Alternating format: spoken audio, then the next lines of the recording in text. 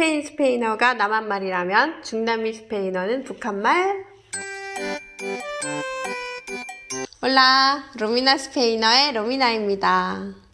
제가 스페인에서 공부를 했기 때문에 스페인을 제가 사는 대한민국으로 비유를 한 거죠. 이 정도로 다르다라는 걸 보여드리려고 이렇게 제목을 지었습니다. 이제 좀 어떤 점이 다른지 보여드릴 건데, 이미 아시는 분은 아시겠지만 스페인과 중남미 합해서 총 20개국에서 스페인어를 모국어로 쓰고 있고, 그 다음에 이제 스페인어가 조금 핫해지게 된 계기는 미국의 남부지방에서 영어랑 스페인어가 둘 다 공용어죠. 워낙 히스패닉들 많기 때문에 이미 흑인 인구를 넘어섰다고 하죠. 그래서 이미 남부지방에서는 스페인어가 공용어일 정도로 그런 것 때문에 스페인어가 조금 핫해지기 시작했던 것 같아요. 우리나라에서도. 우리도 이 작은 나라에서도 사투리가 많잖아요. 그래서 가끔 다른 지방 사투리 들으면 못 알아듣고 하는데, 중남미는 오죽하겠어요? 나라가 다른데. 그만큼 많이 다르겠죠. 근데 첫 시작은 스페인어 되게 쓸모있네, 뭐 이렇게 가성비 있는 언어네, 뭐 이렇게 생각을 하잖아요. 하나 배우면 여러 나라에 쓸 수 있겠다. 물론 문법은, 기초적인 문법은 같아요. 기본적인 건 같아요. 근데 일부 문법도 다르고, 이제 어떤 또 부분이 다른지 조금씩 보여드릴게요. 다만 제가 강조하고 싶은 건, 우리도 이렇게 작은 나라에서 많이 다른데 중남미는 아예 나라가 다르니까 얼마나 다를 것인가 라고 한 번쯤은 마음은 열고 시작을 하셔야 된다는 거 말씀을 드리고요. 그리고 또 하나, 제가 지금은 중남미라고 크게 퉁치고 있지만 사실 중남미 내에서도 19, 18 이 정도의 국가들이 스페인어를 쓰고 있는데 얼마나 또 다르겠어요. 제가 안 가본 세계가 대부분이에요. 그래서 제가 아는 부분까지만 설명을 드릴게요. 먼저 문법 부분은, 시제 뭐 이런 부분은 기본적으로 같다고 보시면 될 것 같아요. 일부 중남미에서 스페인어 처음 시작하시다 보면 아시게 되겠지만, 스페인에서는 너라고 하는 게 일반적이죠. 왜냐하면 너와 나는 동등하니까 이렇게 표현을 하는 게 일반적이에요. 근데 우스테스, 스페인에서는 뭐 약간 업무용, 아니 완전 고령의 그런 분들한테만 우스테스 쓰는데 반해서 중남미는 우스테스 일반적이에요. 그냥 우스테스 일반적이라고 보시면 돼요. 근데 제가 보니까 뚜도 쓰는 것 같더라고요. 제가 써서 그런지 모르겠지만. 그렇기 때문에 보소트로스, 너희들이라는 이 표현은 중남미에서는 아예 쓰이지 않아요. 그래서 어찌 보면 중남미 스페인어가 뭔가 간단해 보여요.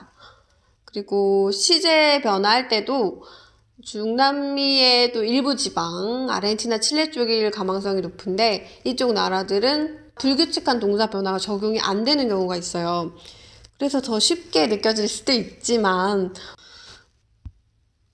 그 다음에 또 다르다고 볼 수 있는 게 발음. 일부 철자들의 발음이 다르죠. 가장 다른 게 A에 L이 2개 있는 거, 그 다음에 세타, 세, 이 부분이 제일 많이 다른 것 같아요. 예를 들어서 LL 발음 같은 경우 스페인에서는 야예 요유이 이렇게 발음한다면, 멕시코 쪽은 자제 조주지 이렇게 발음한대요. 그리고 아르헨티나, 칠레 쪽은 샤셰 쇼슈시 이렇게 발음해요. 그리고 세타, 세 이 발음을 스페인에서는 TH 발음을 해줄 거예요. 그래서 사, 세, 소, 수, 시 이렇게 발음하는데, 중남미에서는 그냥 S, 사, 세, 소, 수, 시 이렇게 S 발음을 해줄 거예요. 그래서 이런 부분에서 S랑 세타, 세 이런 부분에서 오타가 더 많지 않을까 싶습니다. 그래서 단어 하나만 볼게요. 이 2개가 한꺼번에 나온 양파라는 단어, 세보야. 스페인에서는 세보야. 그 다음에 아마도 멕시코에서는 세보자 이렇게. 그 다음에 아르헨티나, 칠레 쪽은 세보샤 이렇게 발음하지 않을까 싶습니다. 그래도 이 발음이 다른 건 전체적으로 문맥으로서 이해하면 되니까 나중에 잘하시게 되시면 그게 큰 어려움은 아닐 거예요.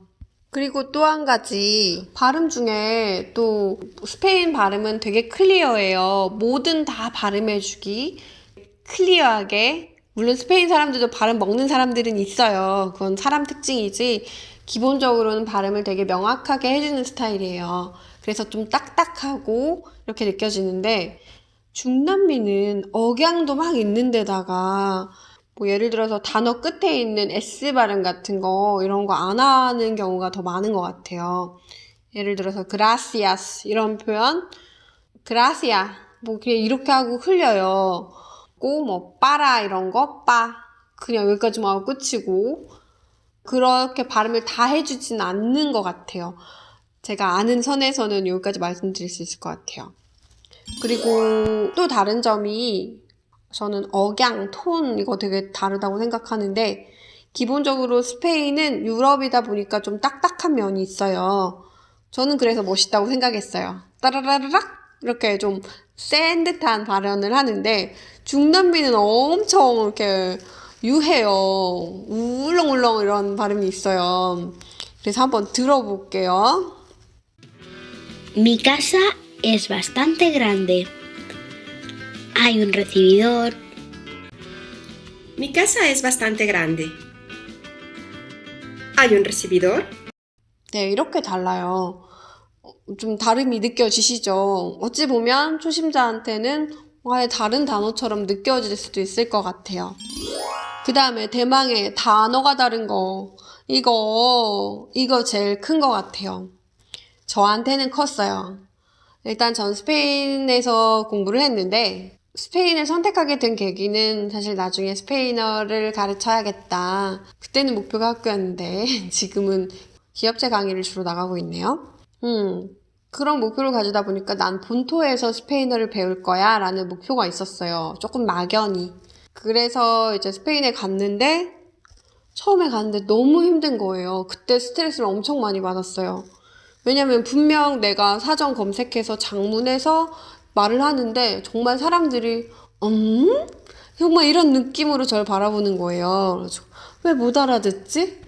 점점 그런 표정을 볼 때마다 정말 사람이 기가 죽고 자신감이 없어지는 거예요. 제가 좀 많이 소심하거든요. 근데 이제 아는 교민분께서 그 얘기를 해주더라고요. 네가 지금 하는 표현이 되게 북한말 같아. 이 얘기를 해주는데 정말 더 자신감이 없어졌어요. 영어에 조금 그래도 익숙하니까 영어랑 비슷한 단어를 골라서 말을 하면 스페인에서 안 쓰는 단어인 거예요. 그 정도로 달라요. 단어가 다른 거예요. 그래서 그때부터 나는 스페인어를 해서 무시당하지 않을 거야 이런 게 되게 있었던 것 같아요. 그래서 책을 봐도 스페인에서 나온 출판사 책만 보고 스페인 사람들이 쓰는 단어 이런 걸 되게 메모하고 내가 말했는데 못 알아듣는 단어 절대 안 쓰고 스페인어야만 해 막 이런 느낌으로 보냈던 것 같아요. 그리고 스페인 사람들이 중남미에 대한 느낌이 제가 구체적으로 표현은 하지 않겠지만 일본 사람들이 한국에 대해 느끼는 것에 이런 느낌일까라고 생각하면서 되게 슬펐던 적이 있어요.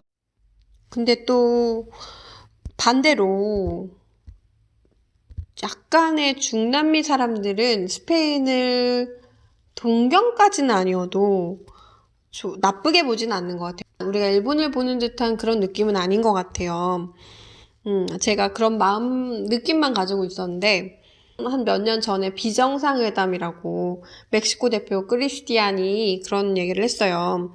멕시코 사람들은 스페인 사람들이 자기네를 발전시켜줘서 고맙게 생각한다고. 예, 그게 우리랑은 되게 다르죠. 그래서 뭔가 제가 스페인어를 하면 물어봐요. 너 어디서 스페인어 배웠어? 너의 스페인어가 스페인 발음인 거 티 난다. 되게 클리어하다. 이런 얘기를 하거든요. 그랬는데 이제 제가 여러 군데서 강의를 하다 보니까 실제로 중남미로 파견 나가시는 분들, 갔다 오신 분들과도 수업을 하게 되는 거예요. 그래서 내가 스페인어만 고집할 게 아니다 라고 생각을 해서 올해 처음으로 좀 부끄럽지만 처음으로 우리 중남미 2주 국민 코스 있거든요. 페루, 볼리비아, 칠레, 페볼, 칠 이 정도가 2주 국민 코스인데 드디어 제가 가지 않았겠습니까? 근데 사실 가기 전에 엄청 두려웠어요. 그래도 내가 명색이 스페인어 강사인데 못 알아들으면 어떡하지? 그럼 너무 창피할 것 같은데? 되게 두려웠는데, 처음 간 곳이 페루였어요. 물론 이제 억양은 좀 다르지만, 페루는 말을 되게 천천히 하는 거예요. 스페인에 비해서 말의 속도가 현저히 느렸어요. 그래서, 페루에서 스페인어를 배우는 거 되게 괜찮겠다라는 생각이 들었던 것 같아요. 그래서 이제, 페루 그래서 기분 좋게 다녔고요. 그리고 볼리비아 넘어갔더니, 볼리비아에 또 장점이 있더라고요. 거기 원주민이 많이 살기 때문에, 원주민들은 원주민 언어가 제1 언어고요. 그 다음에 스페인어는 이제 약간 제2 외국어처럼 느껴져서 말을 더 또박또박 천천히 해주면서 오히려 저보고 너 나보다 잘하는데? 막 이렇게 말할 정도로 되게 괜찮았던 것 같아요. 근데 문제는 칠레였어요. 칠레는 거의 비행기 타러 갔는데 애초에 좀 시골 마을로 먼저 갔어요. 근데 그 시골 마을에 택시 기사님이 하는 말을 들으니까 분명 스페인어 같긴 한데 하나도 못 알아듣겠는 거예요. 진짜 무슨 말을 하고 있는지 하나도 못 알아들었어요. 이 사람이 어디 시골에 살던 분이셨던 것 같아요. 예를 들어서 막 제주도 사투리만 쓰면 우리도 못 알아듣잖아요. 그런 느낌? 그래서 그 뒤로 막 칠레가 별로 막 그렇게 기분이 좋진 않았던 것 같아요. 근데 이제 산티아고 갔더니 산티아고는 말이 통하더라고요. 근데 보면 아르헨티나, 칠레 쪽은 단어가 아예 다른 경우가 많았던 것 같아요. 만약에 유학을 생각하신다면, 스페인어를 배울 목적으로 유학을 생각하신다면 약간 칠레랑 아르헨티나는 조금은 어려운 곳이 아닐까? 그쪽 아르헨티나에 가서 칠레에 가서 꼭 해야만 하는 것이 있다면 모르겠지만 언어를 배우기 위해서는 약간은 모험 같다라는 생각을 했어요. 그래서 만약에 이제 뭐 스페인어를 공부하신다면 나는 누구한테 스페인어를 배워야지 라고 생각을 하실 때 내가 나중에 가고 싶은 나라, 살고 싶은 나라, 그 나라에서 공부하신 분을 만나는 게 제일 좋은 것 같아요. 그래야 그 지방에서 쓰는 주요 단어들 이런 것에 익숙해질 수 있기 때문에 저는 그걸 추천드리고 싶어요. 이게 기초적인 거, 저도 뭐 중남미에서는 악기라고 안 하고 아까라고 하는 거 알아요. 근데 안 나와요. 제 입에서는 아까가 안 나오더라고요. 의식하는데도 안 나오더라고요. 그래서 전 사실 중남미를 가실 분들이 제 수업에 오면 약간의 미안함을 가지고 있어요. 제가 그쪽까지 커버는 못하니까. 그렇기 때문에 이렇게 수업을 들을 때 이런 부분도 하나 한번 고려해 보시면 좋을 것 같아요. 네, 여기까지 제가 겪은 스페인에서의 스페인어와 그다음에 뭐 여행을 통해서 조금이나마 겪은 중남미 스페인어에 대해서 다름을 한번 소개해 드렸어요. 이 영상이 도움이 되셨다면 좋아요, 구독 꼭 눌러주세요. Gracias.